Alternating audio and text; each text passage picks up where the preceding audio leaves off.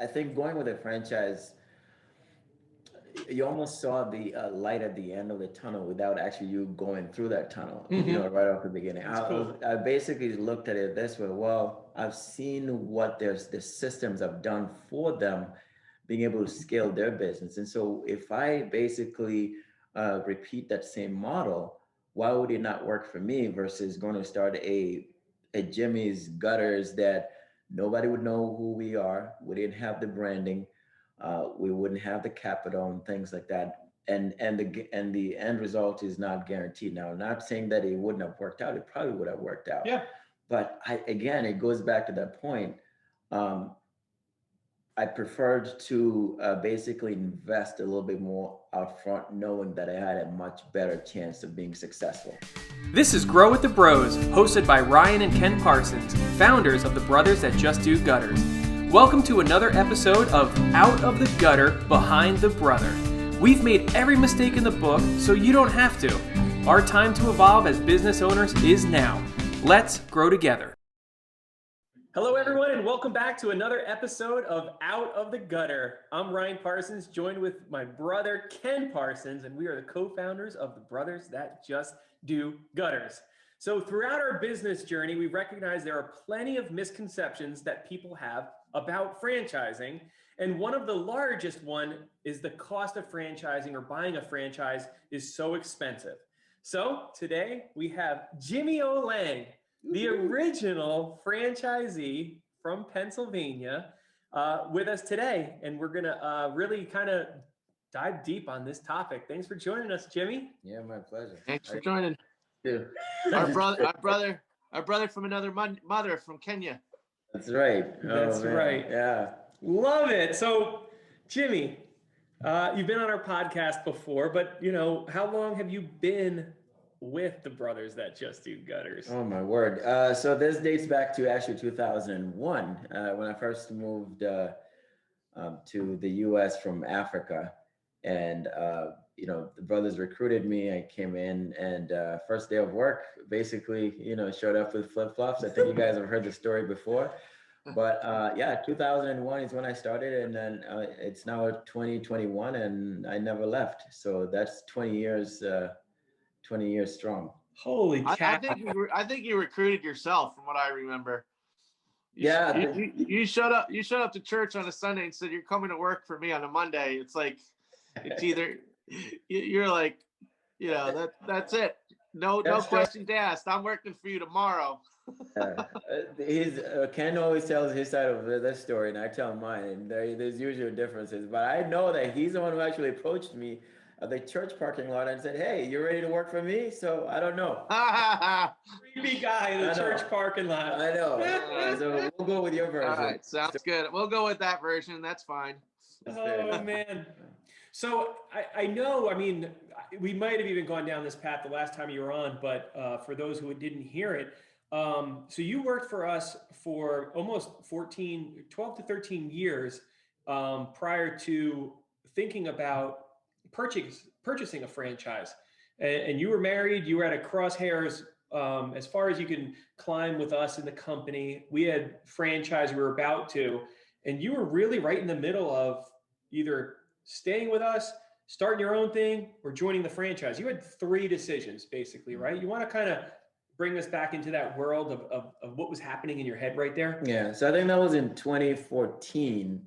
I'd been working two full-time jobs. I was working nighttime in a group home, basically showering adults with mental disability, cooking for them, cleaning, doing laundry. That was kind of like my job. So I did that during the night, and then at daytime I would come and I would do gutters. So what happened was I actually lost my night job because I would be so tired just from working two jobs.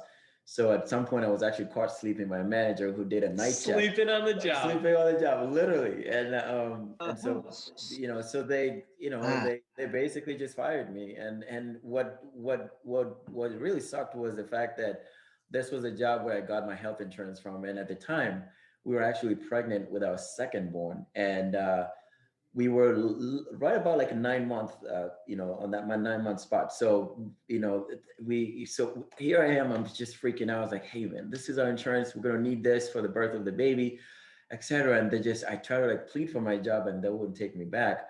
And so we lost that job. And then I started kind of thinking, well, we had a mortgage, and the mortgage was all our bills was based on, my two incomes. So when I lost that one job, I was like, wow, I'm not going to make it work. And I remember I came to you guys and I was like, hey, I've been working for you guys for so long, would you help me out here?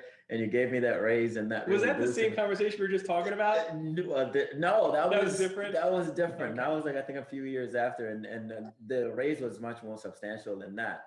And then there I was. So so then I just kept this one job working with the brothers, and then we decided that, hey, this is not going to be sustainable long term. We got to do something here. Mm-hmm. And then at that point, we started having this conversation that, oh, maybe I should start, Jimmy's Gutters or something. I just didn't know what to do. I didn't know what to do. I knew I couldn't climb ladders for the rest of my life.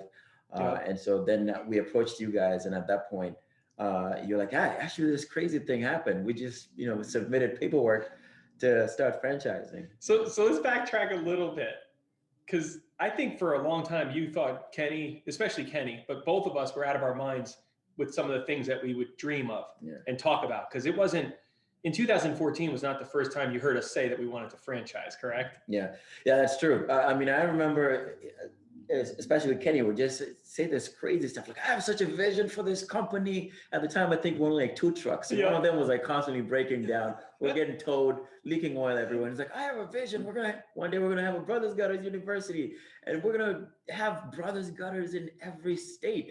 And you guys will have opportunities to be able to own your own businesses. And at the time, it just sounded like this, just an unbelievable, unrealistic goal that was just never going to be attainable.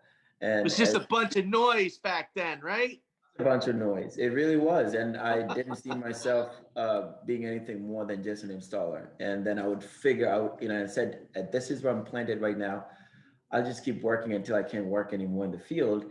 And then I'll figure out what's next when I can't climb ladders anymore. So, wow. Yeah.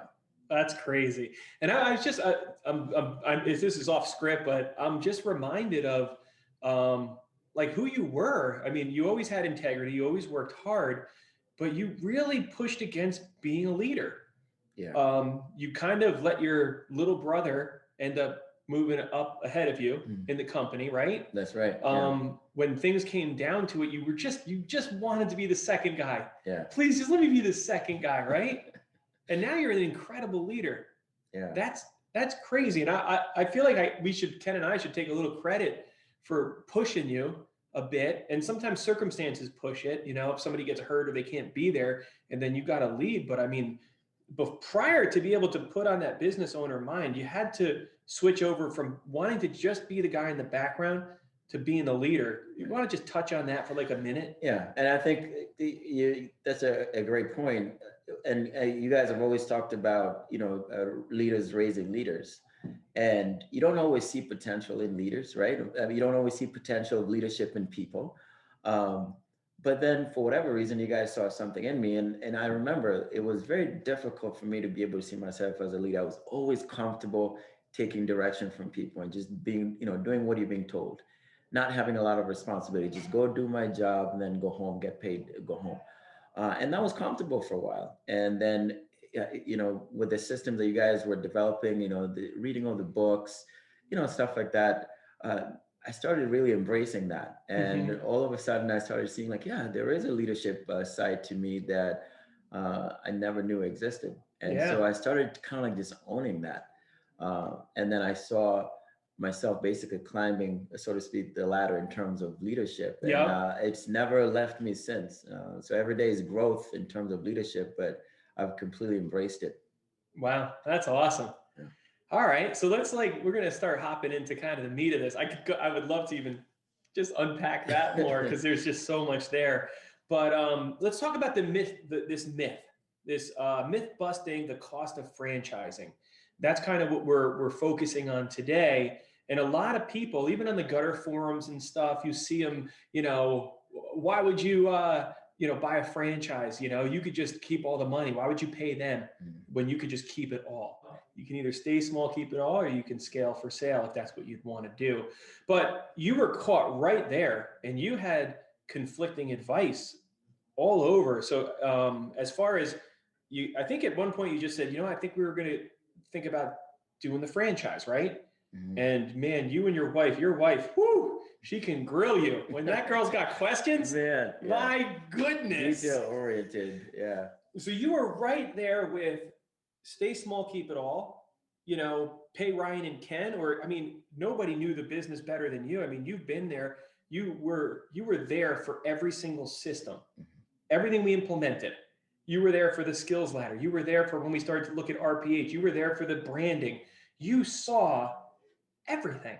Even good, the bad, and the ugly. Yeah, the good, the bad, and the ugly. That's right, yeah. And you were sitting there like nobody had a better education than you firsthand of what it's going to take and what the steps were. Yet, so why don't you take us right up to that point?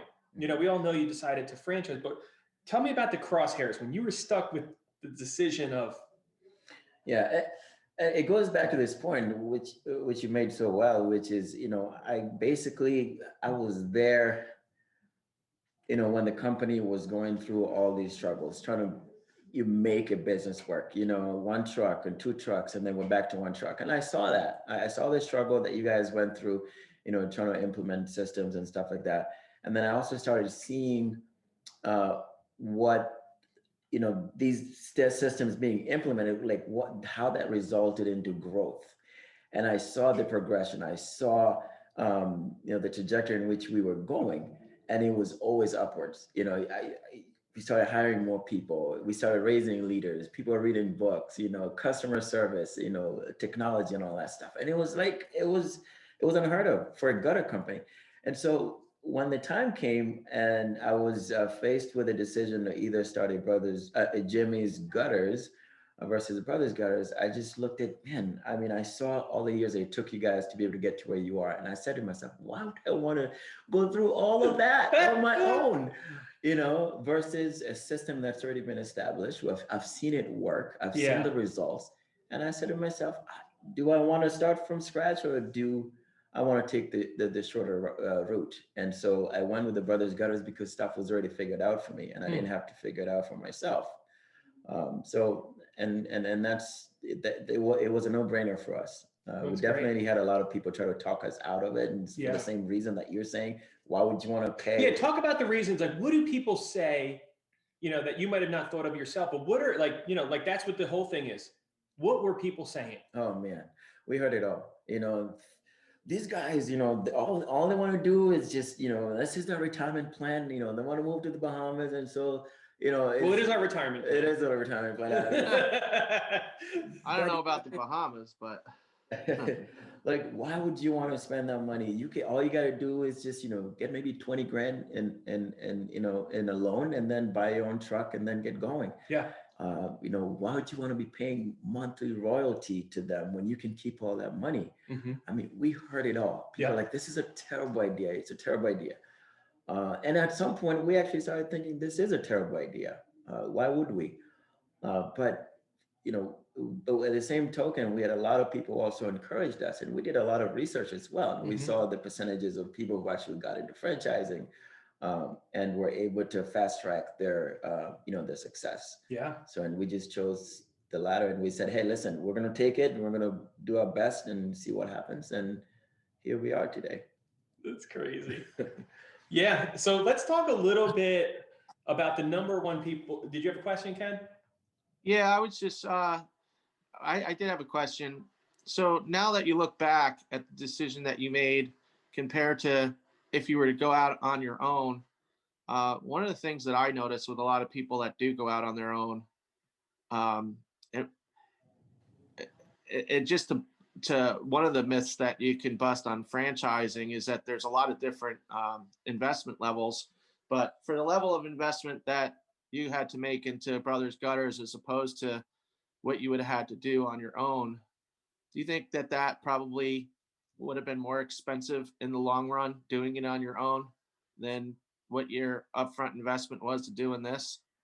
Yeah, absolutely. Because first of all, I think going with a franchise, you almost saw the light at the end of the tunnel without actually you going through that tunnel, right off the beginning. I basically looked at it this way. Well, I've seen what the systems have done for them being able to scale their business. And so if I basically repeat that same model, why would it not work for me versus going to start a Jimmy's Gutters that nobody would know who we are. We didn't have the branding. We wouldn't have the capital and things like that. And the end result is not guaranteed. Now, I'm not saying that it wouldn't have worked out. It probably would have worked out. Yeah. But again, it goes back to that point. I preferred to basically invest a little bit more upfront, knowing that I had a much better chance of being successful. Yeah. And for me, that's been the case. The other point is there's a group. It's called a small business group on Facebook that I belong to. A lot of business people across the country, and I actually posted something a couple of weeks ago where I basically said, I don't know if anyone else is having this kind of problem, but I'm in a situation where in 5 years I've developed a business where it's running without me, about like 90% of it running without me. And there are times where I'm wondering, what do I do with my time? And I said, is there anyone else who goes through this? And I think there's been over 120 responses. People just mostly hate mail, right? Well, actually, it's all great. Everybody just basically congratulated me and said, wow, how did you do it? I've been running my business for 22 years and I work 18 hours a day, every day. And I don't have to do that. And in part is because of the fact that we followed a system that was already developed that we saw work. So. Yeah. And I think that's what add a caveat right there, because like you're exceptional. We have an awesome system that I believe if people do follow it, they'll succeed. But you have actually followed it to the T. Just because you buy a franchise doesn't make you automatically successful. Right. But you and Jesse and your team have really embraced everything that Ken and I spent 15 years developing. You've really embraced and put to practice. Right. While we have I'd say we're very successful as a franchise, but we have varying franchisees with varying degrees of success, and it really comes down to their ability and willingness to implement everything. Yeah. That's correct. Yeah. But you also say, Jimmy, based on what you said there, I mean, this is what, your 6th full year in business now? Yes, we're starting a sixth season, basically. So when you look at all those other guys that you're talking about in these forums and stuff, and you see them working these crazy hours, and Ryan and I certainly know what it's like to work crazy hours, especially in the development phase when you're trying to scale up, and many people don't see it. Wouldn't you say though that if these guys had invested in something or had a coach or somebody that could have, I would definitely say 15 years as opposed to what? I mean, you've been in this kind of out of the hourglass for probably half the time you've been in business, right? So like maybe 3 years, you started seeing that, it flipped the switch kind of where you were on the other side of it. You're not working these crazy hours. You're not in startup mode anymore. And certainly there's a startup to every type of business, but franchising, from what you're saying, has allowed you to shortcut the time frame to get there faster. Yeah, absolutely. And I think I mentioned that before, where if I went with Jimmy's Gutters or whatever, eventually would have worked out, but how long would it have taken for me to be able to actually develop it? Again, back to a point, yesterday, there is a gutter forum on Facebook where there is a guy who was actually kind of in my area, and he posted his quote unquote fleet of his trucks, and he has 2 trucks and I think a pickup truck, and he said, can everybody post their fleet and stuff? And everyone was posting pictures of their fleet. And so I asked him, how long have you been in business? He says he's been in business for 21 years and he finally has 2 trucks. I've been in business for 5 years, and we're about to have our 8th truck this year. I think so. I think you can see the difference there on how fast we've been able to grow, and in part because of the fact that there was a system that was developed and established and tested and proven, and we've seen it work. Yeah. And I had preferred to have a system that's proven to work and we've seen the results versus starting on my own, and maybe eventually I would have succeeded, but how long would it have taken for me to be able to get out of a truck, to be, to have more time with family, and not work as long hours as some people do because they're a one-man show. So Yeah, no, I agree. So let's break down some of the costs, all right? And there's we don't have I didn't print out our QuickBooks from the last 10 years to compare all this, but I want to talk a little bit about hard costs, and then I also just want to talk about your fifth year, and then Ken and I are going to rack our brain to go back to what our fifth year in business looked like. I would love to just side comparison. I don't think I want to remember. Oh man, Yeah. It's always good to remember, because then you see how far you've come. Yep. No, it's great, and I think it's worth it, because I think you do forget how good the system is. You do forget your pain after a while, and I think it's really good to do that. So a lot of the thing people hear are royalties, right?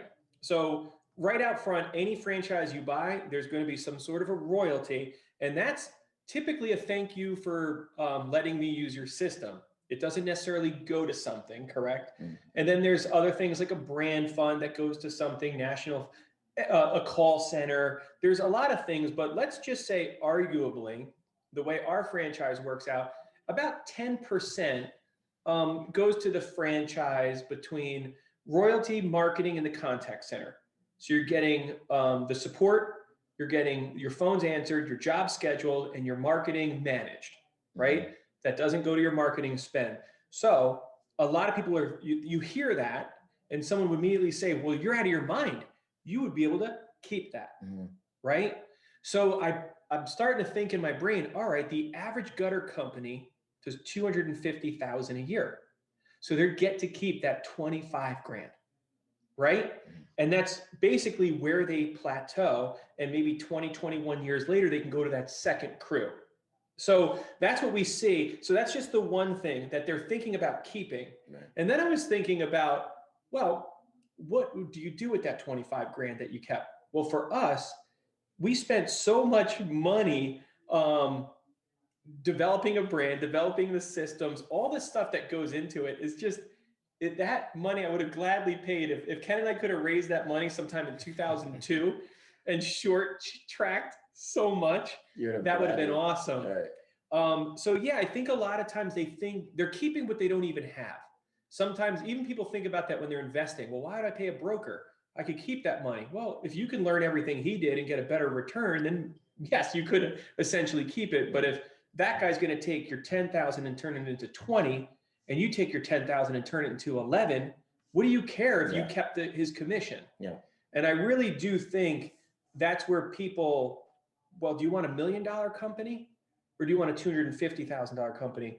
And you're going to be hitting $3 million this year. Yeah, this year 3.2. 3.2. And that's a lot of money. Like you are going to be spending money, but on the flip side, you're in your fifth year worrying about paying you're not even worried about it, versus somebody who could be in their 20th still hanging in the gutter, still figuring it out. So it's money. I look at it as money you would have never had to give to anybody anyway. Right. What do you guys have to say about that? Yeah, I mean, so you think about it. The people who don't want to pay that royalty, so they choose to maybe start their own business. And again, we're not going to knock those people. They probably love doing the gutters. They love, and whether you scale it or not, some people are happy. They're happy. Yeah, they're making really good money. They get to work hard every day, but they don't get to grow. But they don't, they stay small. They keep it all. For us, we chose a different model because our priorities were different. It wasn't just to keeping it all in terms of the money aspect of it, but there was also the other stuff like just freedom, to be able to spend more time with family, to be able to take a vacation, things like that. So I looked at it from that standpoint that, if I chose this route, basically I would fast track myself to success versus someone who basically, chose to do it on their own. So again, we could keep going back and forth on that, why I chose a franchise versus this. But for me, it was more of not just the money, but it was also the other things that came along with it. Yep. I don't know if that kind of, Yeah, no, that's great. I just want to take one item. Yeah. Branding. Okay. So when we started, Ken was Waterfall Seamless Gutters. Not really a logo. So I developed a logo. It was terrible considering I had a graphic design degree. Graphic designer. You shouldn't even admit that. I know. I know. I was proud of that for a long time that I had a graphic design degree until I started to see some of my early work. I thought it was fine. Yeah, Ken's like, looks great. I love it. Put it on the truck. Was that the one with the? No, that was the second one. Let's go. Let's get this show on the road. We'll be here for the next for another half of our life trying to figure out the freaking logo. Yeah. So unfortunately, we spent years tinkering around with terrible logos and branding. And if you know anything about marketing, that it costs you more to have a bad name of a company and a bad logo, because the amount of money you have to spend to get any kind of brand awareness is unbelievable. Right. We didn't know that. Eventually when we actually spent the money to go from the logos I was creating to hiring a professional, it was about 6 months to a year of time and over $7,000. Yeah. So those are the hard costs, is the $7,000. We hired a bunch of different artists, finally found a company, went through a bunch of revisions, and we had the logo that you see today with a few modifications. So you're talking from 1999 to 2013-ish of working on a brand that you see today. So forget the dollars, look at the time. Yeah. Look at the wraps, the re-wraps, the new business cards, the updated. It's unbelievable. I would drive him nuts. We needed more brochures. It was 3 months because I didn't like the old ones and I wanted to redesign them. So it was an enormous amount of money. That's just one. Now technology, going from paperless to Quicken. Look, we used Quicken in the beginning, made a mess. Finally got QuickBooks, then QuickBooks Online. We were doing paper stuff, then a CRM. Like the money is one thing, but the money was spent and misspent over years. Yeah. Rather than up front, you pay and you get a brand that you look like you've been in business for 25 years or more. So there's just a lot of value that, yes, if somebody got lucky and they go on Fiverr.com and someone gives them a killer logo for under $500, you might get lucky. Mm-hmm. But there's a lot of unforeseens there. So I think it's important. That's just one aspect, figuring out the right truck, the setup, how to put your tools, the systems for training, all the things that if you're thinking about any kind of franchise, you want to make sure you're not just getting a clever brand. There's a lot of good marketers now. I could come up with an idea for a widget right now, and somebody can design me a killer brand if I want to spend $5,000. Yeah. But is that going to get you the longevity? Exactly. And that's exactly what I absolutely agree with you. Where in the beginning, it does feel like, man, this is quite a heavy amount that we have to shell out up front. Right. Yeah. And it feels daunting. You don't want to, but then again, compared to maybe someone who's starting out on their own, where they probably need like just $20,000 to be able to buy a truck and put a machine on there and maybe a couple of t-shirts and be out making money. But again, you still got to find the clients. You still got to find the clients. You got to market and stuff like that. But still, maybe the cost of starting out, as an individual is way less. But then again, where does that take you? How long does it take you? Versus, you're dishing it out up front. But then you have a fast track to success where the return, that investment, does matter, does pay off. The length of time, just like you said, how long do you want it to take? Yeah. Do you want it to take 21 years for you to be on a second truck, or do you want to be, in 5 years have 7-8 trucks and be able to pay back, that investment that you made up front? So the good thing is we've got Ken on the phone call. Yeah. Hey Ken, how much did you spend to start your gutter business? That's right. Oh man, it was probably about. I had some treasury bonds. Yep. There was probably about $1,200 worth of treasury bonds that we had from our grandmother, and my mother had squirreled away, and I asked for those. She was reluctant to give them to me because she knew I was going in the direction opposite of what I went to college for teaching. but I did anyway. I had a $500 gutter truck that broke down more times than it got, it ran my first year. But a lot of opposition.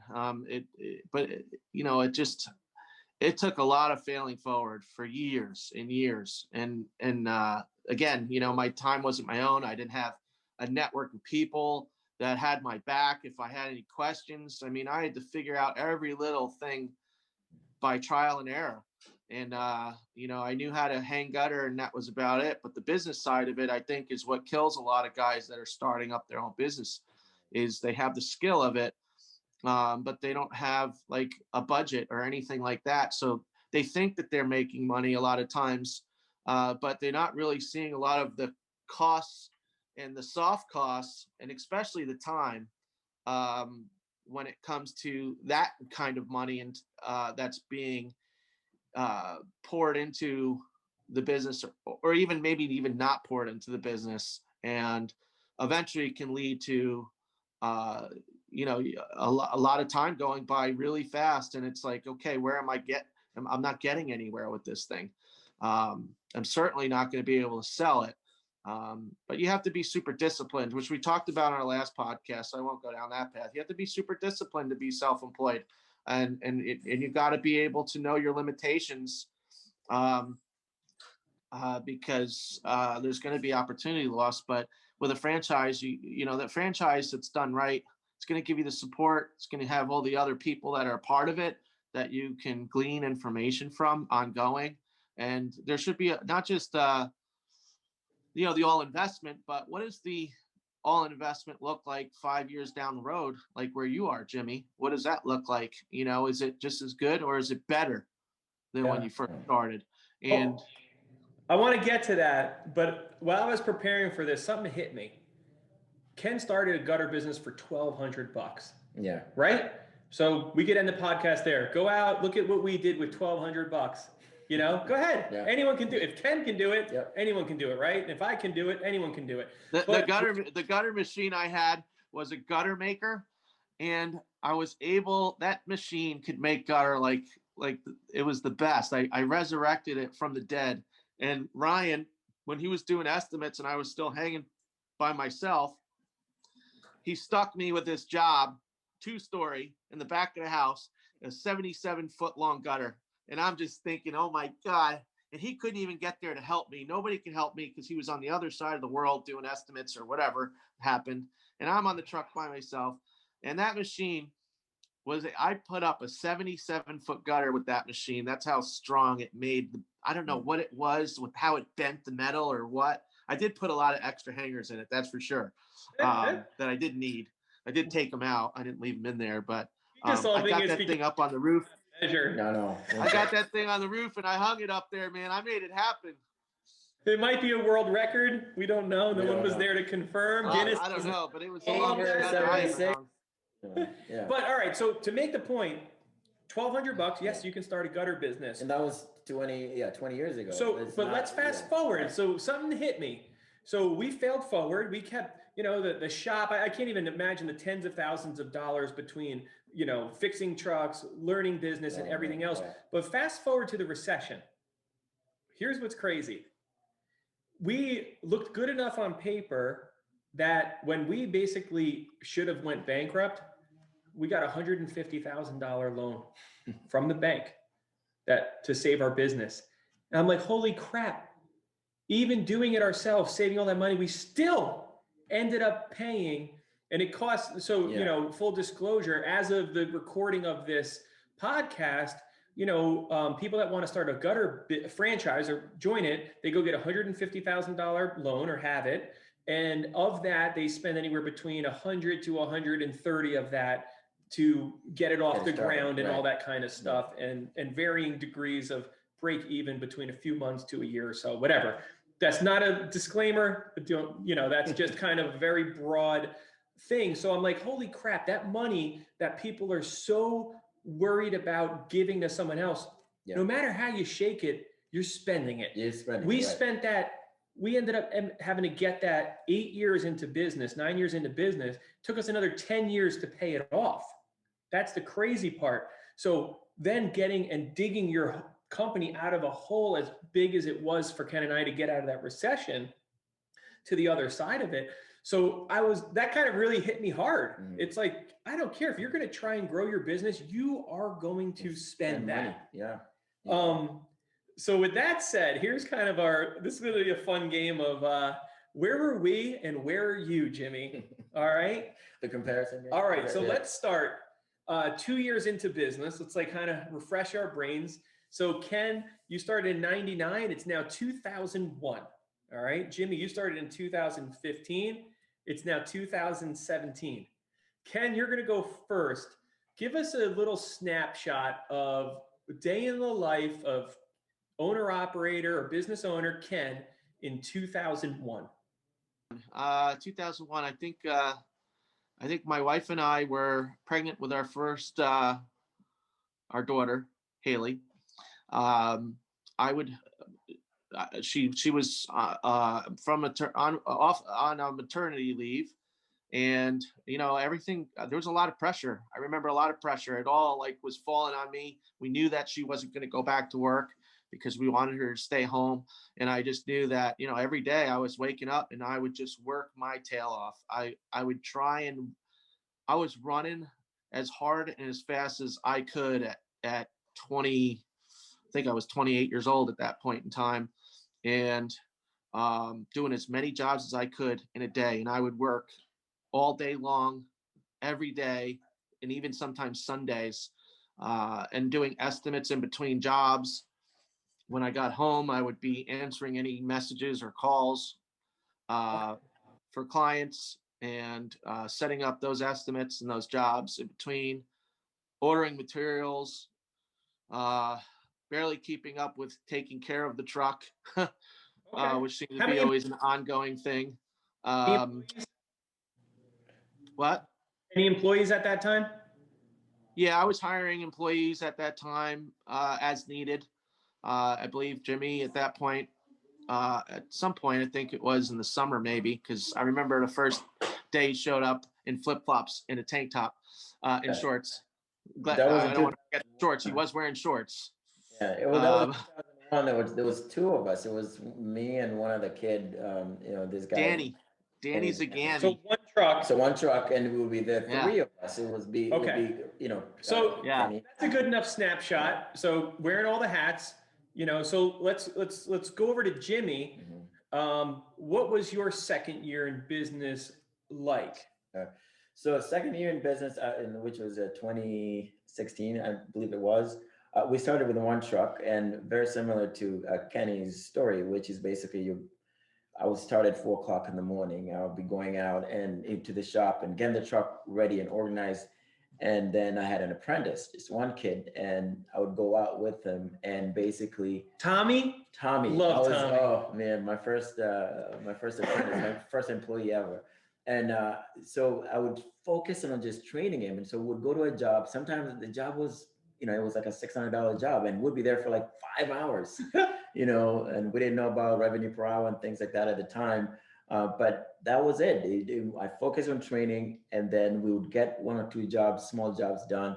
And around 4 o'clock, I would have him drop me back off at the shop. I would jump into my car, and then I would go out and do estimates. And sometimes I wasn't coming back until maybe like around 9 o'clock at night. There are times where I was doing estimates in the dark, and that was really hard. And then the second year, things got a little bit easier where I was still doing estimates, but now I had 2 employees in the field. So I would still go out with them in the morning. I would still be waking up at 4 o'clock in the morning. I go out to the shop, get the trucks ready. They'll come in, we'll go out, do 1 or 2 jobs, focusing on training again. And then at some point, I started feeling more comfortable where instead of leaving at 4 to go do estimates, I'll be leaving at 12. Okay. So they would then stay and finish jobs while I went out and did more estimates estimates. So I started to see a little bit of an easing of that pressure because of, just that additional adding staff on and also training. Okay. The good thing is I didn't have to focus on certain things like, marketing or taking calls, which is part of the beauty of a franchise. If it was just Jimmy's Gutters, then I'll be worried about, okay, now I got to go do estimates. Now I got to call those clients. Now I got to figure out where we at in Google. ranking and stuff like that, I didn't have to worry about the schedule of my estimates or the schedule of my jobs or my marketing. That was all taken care of. Cool. You know? But from the outside looking in, like from what I just heard, your second year didn't look that much different than Ken's second year. You're both working your tails off. You're thinking about business nonstop. You're waking up butt early to do a bunch of stuff, and then you're getting done late. You know, the only difference I'm hearing, and I'm sure there was more, Ken was still by himself with a rotating bunch of guys. You had a salesperson and guys going out and doing the work. So you're getting closer to your next steps at that point, correct? All right. So now let's fast forward. We're year 5, right where you are right now, Jimmy. And Ken, you're going to go back to 2004, 2005 in your brain. So Ken, again, day in the life, what does your business look like? Your employees look like? Well, at that point, me and you, I think, had become partners. You had taken on the role of doing estimates, which was kind of a relief at that point in time for me.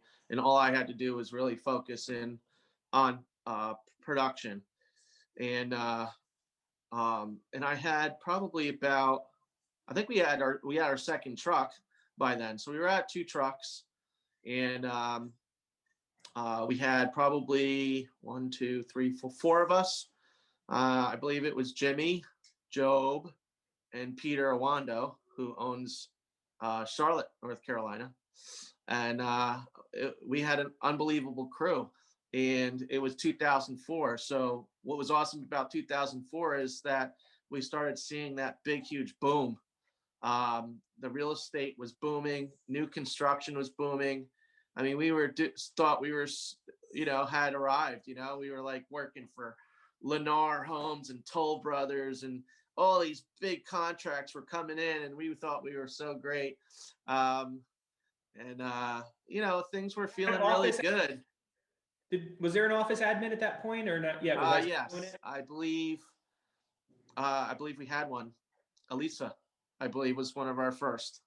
Okay. So the makings of a company, and now just talk about the cash flow a little bit. Was there any? There was cash flow, but as soon as it was coming in, which I didn't know anything about because I didn't pay attention to the numbers. I just went and worked hard every day, and the money would just go somewhere. I had no idea where it went.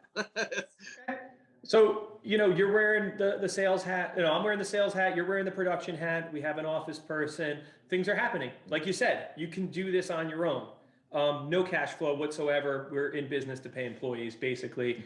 Okay, awesome. Jimmy, 5 years in today, day in the life of Jimmy. You're here now. Yeah.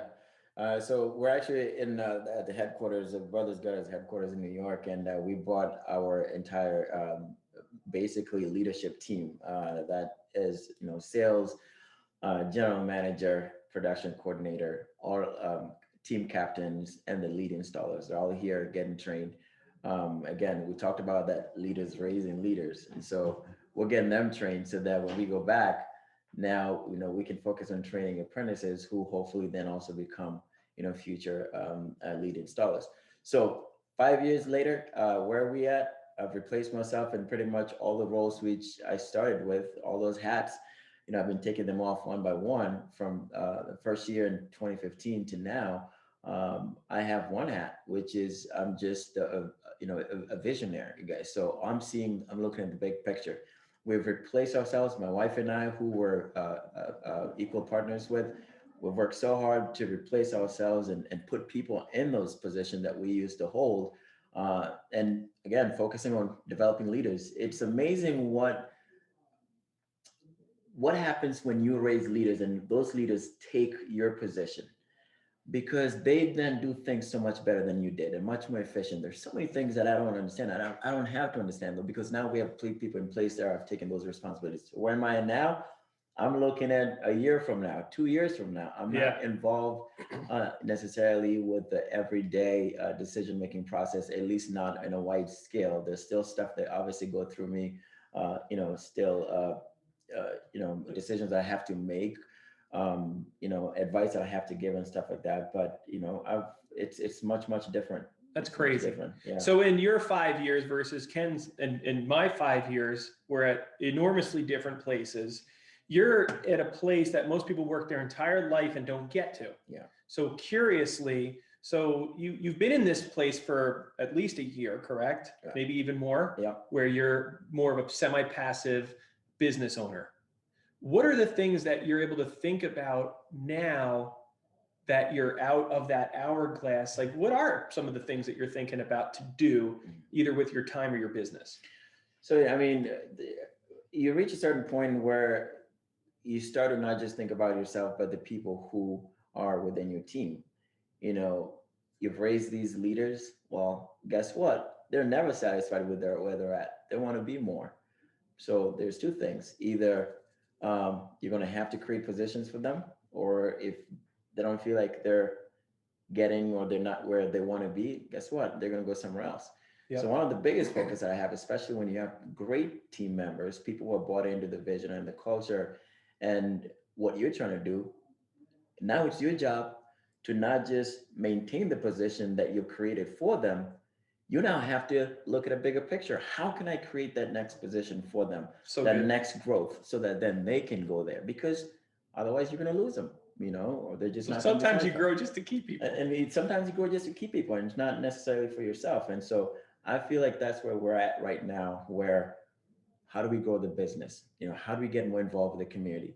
How do we find our own place and our own identity, you know, a physical place, where a great place to work, where people can feel like, wow, this is for us. You know, how do we create that next position? So there are a lot of stuff that we're doing. Obviously, things like networking, being involved with the community, you know, things like that, that are really, you know, some of the things that we're focusing on right now. How do we open another location? So that's another thing that we're looking at right now, where next year we're looking to add another office to cover the other parts of our territory. That's awesome. So so now I kind of want to, you know, maybe shamelessly, you know, try and promote the franchise, or what we think we're giving. I knew it. But it was all about promoting the franchise. Well, this one is like, some of them we try not to overly sell things, but we're talking strictly about franchising. So I think this is a good opportunity. Ken puts it great about the minefields. Like, things blow up left and right when you're in business, you know, by yourself, and you don't know that something's a bad idea. You don't know bearing's a bad idea until it blows up in your face and you can tell someone else. So what we feel like we've done is Ken and I have gone out there, and we're at the 20-year mark in business, and we're still finding things out, but we found out all the things that blow up, and then we created a map, basically. So we went, and then that blows up, so we draw an X on our map. Don't step there. There's a minefield. Yeah. We're actually 22 years in business. We started in 99, and it's 2021, right? 22 years in business. So Ken and I have kept a map. You know, and anytime something blows up, we put an X, and then we come up with a solution. And that's what I feel like in 2015, we were able to give to you and say, here's the map. There's probably a few minefields that we haven't discovered yet, but here's all the ones we found. And we feel like when somebody has that map, that yes, it doesn't mean things are going to go perfect. There could be things that happen to you that never happen to us, right. Which, yes, there's some things that have happened in your business that have never happened to us. But what's so cool is, just by that quick analogy of Ken's 5 years versus your 5 years, you're to the complete other side of business that people don't even achieve in a lifetime. And I believe it's a lot because of you, not to take anything away from you. You've run it. But that map we gave you, and the systems in the roadmap, I believe, has helped you fast track that. So this is the part where I was hoping that maybe you can expound upon maybe some of the support, some of the systems, highlight some of the items that you're so glad were on that map to help you navigate it as fast as possible. Yeah.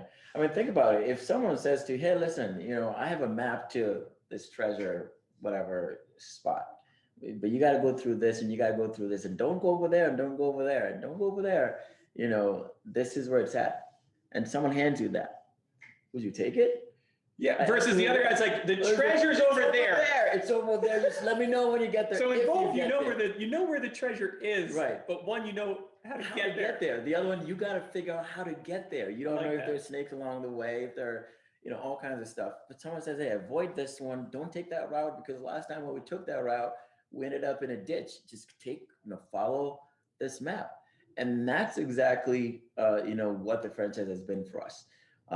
Especially to see it work where I was in the system and I saw the struggles in the beginning before the systems were developed, right? And to just see you guys kind of just, running around in circles, to see the system being developed and then seeing it work, where we came from 1 truck to 2 trucks to that many trucks. And so when it was time to franchise, it was a no-brainer, So when you're within that franchise family or system, there's so many things that are at your disposal, but that you normally wouldn't have if you're starting, on your own. Such as marketing. I mean, I don't have to worry about. All I got to do is say, hey, listen, I want to. Okay, this is what you need to do. Hey, I want to do this. Well, this is what you need to do. Every marketing, contact center. That I don't have to be, I don't have to be on a ladder and a client calls and they want to schedule an estimate. It's taken care of. And you have 2 admin and you still use the contact center. And I still use a contact center. And that goes to show you just how busy it can get. There are people who maybe the wives of their admin and still not be able to handle that volume. So even from a volume standpoint, just to know that we don't have to worry about taking all those calls and things being scheduled. Just the coaching. I mean, that's I think Ken mentioned earlier where a lot of times you have these installers who turn quote unquote businessmen. They want to go out on their own and they don't know if they're making money or not. They're waiting until the end of the year to figure out, just to realize, holy crap, I owe $32,000 in taxes. They don't know their numbers.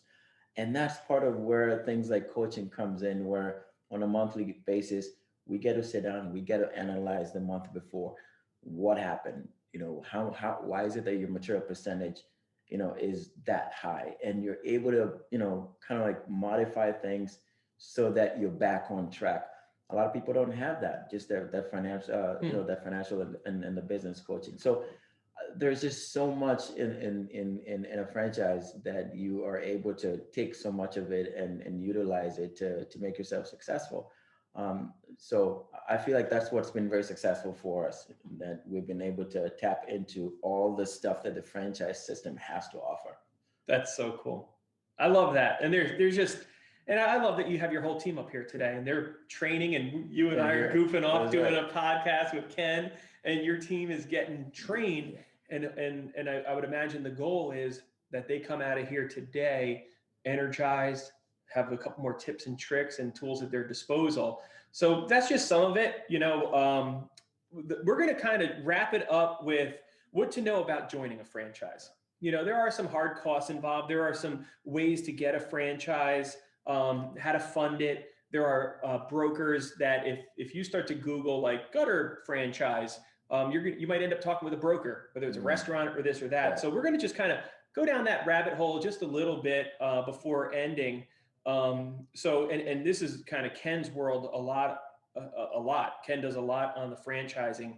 And so what are some of the basic startup fees of getting a franchise going, Ken? Well, there's investment levels and there's all different types of franchises out there. And I think this is something that, the ordinary average person on the planet doesn't really even realize. I think there's more people than we even probably can think of that dream about or think about, I'd like to own my own business, but there's always this fear or lack of knowledge, right? Lack of knowledge leads to fear. And I think that's what keeps people from, going down the path of exploring their entrepreneurial, thing that we all, I think, have inside of us. And maybe not everybody has that, but I think a lot of people do.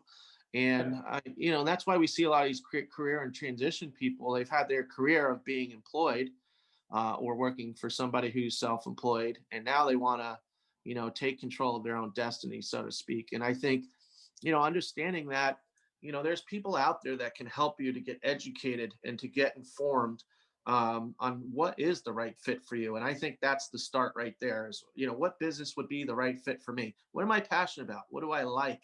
There's franchises in home services. That's what we happen to fall into. There's retail, there's food, there's technology franchises, there's health and wellness franchises. There's tons of different franchises. There's franchises for just about every type of business out there. So that's the starting point. Once you have that as a starting point, and you can, get a feel for, okay, this is which direction I want to head in, then you can start getting pre-approved like you would for a house. When you get pre-approved for a house, for a mortgage, a real estate agent isn't going to go show you around to $15 million houses if you can't get pre-approved for it, right? You're not going to waste your time. And it's the same thing with a broker that's selling businesses for a living.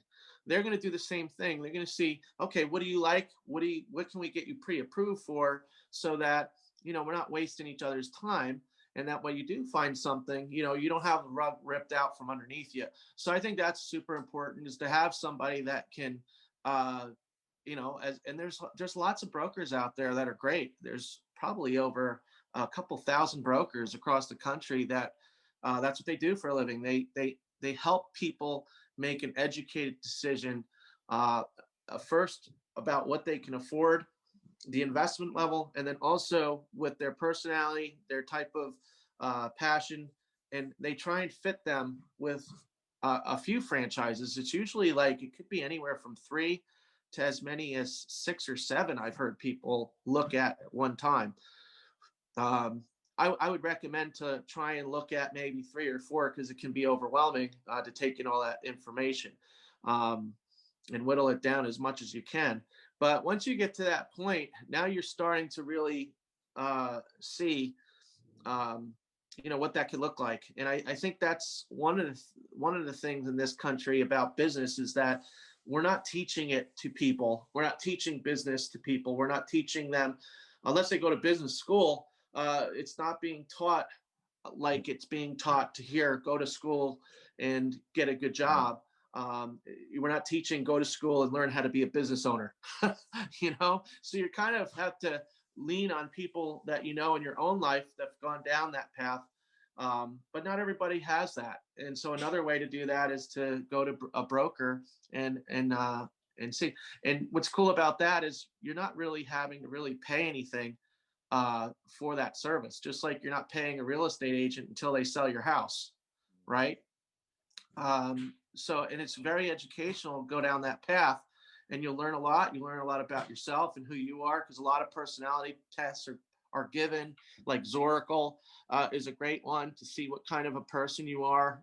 Are you a driver? Are you an achiever? All kinds of things. And I think that's the beginning. That's a better path in my mind than saying, I'm going to think about going to my own business and not have anybody help me and just try and figure it out myself. That's no matter what, get some help. That's what I would recommend as a start, because then you start, the more informed you become, the more that you bust the myth on franchising. A lot of people think that once you start going down that path, oh, I don't want to do franchising. Those Dunkin' Donuts, they're like millions of dollars, and these franchises are so expensive. And yeah, it's true to a certain extent, depending on what you're looking at. But there's a lot of franchises that you could get into for a very reasonable amount. I know that there's franchises out there that you could get into for a territory fee, for example, could be $15,000 to $50,000. And people spend more money on that on cars, the average person. So, it's there. You got to find the right investment level, and there's like 4,000 plus franchises worldwide. So there's something that I really believe that there is something for everyone. But you just got to go down the path and see which one is the right fit for you. That's great. No, I appreciate it. So we're just going to wrap it up now. Jimmy, this has been awesome. Yeah. I wish you lived closer. We could do this every week. I love it. Topic every week. Yeah, seriously. Yeah. So this is a lot of fun. Yeah. I think we really did a great job kind of going down that myth of the cost. And it doesn't seem like you can get really around that cost. Yeah. And as long as they truly have support, I guess we can go back to, there's 4,000 franchises out there that you can choose from. But it comes down to, are you going to have the support to get to that treasure that you want? So kind of want to end it with, what do you think, Jimmy, are some of the major keys of being profitable? You know, a lot of people can say, I do $1 million or $2 million or $10 million, but at the end of the day, how much are you keeping? How much are you able to, like, you know, are you profitable? So what do you think are a couple key things for being profitable, not only in a franchise, but in business? Yeah, well, we get in business so that we can be profitable, right? If you would think. You would think, right? So again, if you don't know your numbers, you could be surprised sometimes that you're just, you know, you're working hard or every day in, day out, year in, year out, and but you're not making any money. And so, you know, you're just not enjoying the benefits of, you know, being a business owner. And for me, being profitable has meant that, you know, we're able to, you know, expand and grow a business just right off the bat.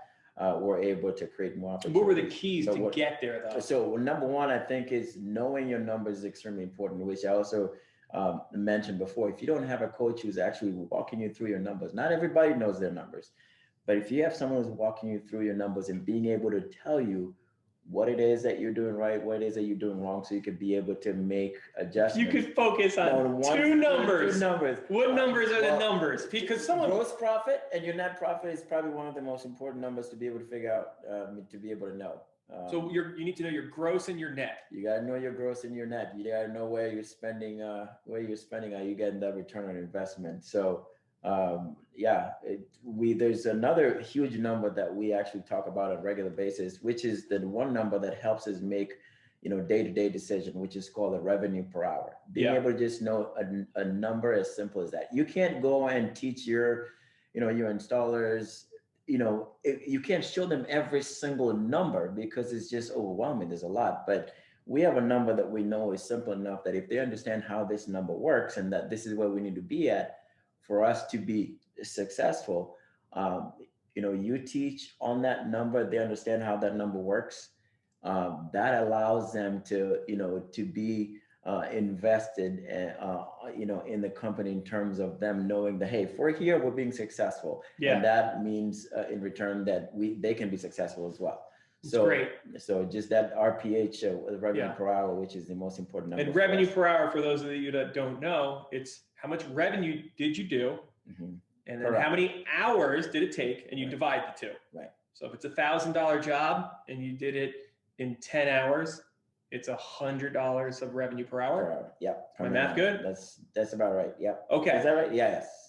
But if it's two people, it's 5 hours each. Still 10 man hours. Still 10 man hours. So that's a way to show that the guys are successful. Because I remember early on, and as your coach, it was, you know, you were overwhelmed by the amount of numbers that there are in a business. Mm-hmm. But it was like, Jimmy, revenue and revenue per hour. Yep. All the other numbers work. Yep. So if you, and again, you have to have a goal to know if they work. It's one thing to know a number, but when, like you said, you got a goal. If your goal is $100,000 for the month and your revenue per hour is 100, whatever.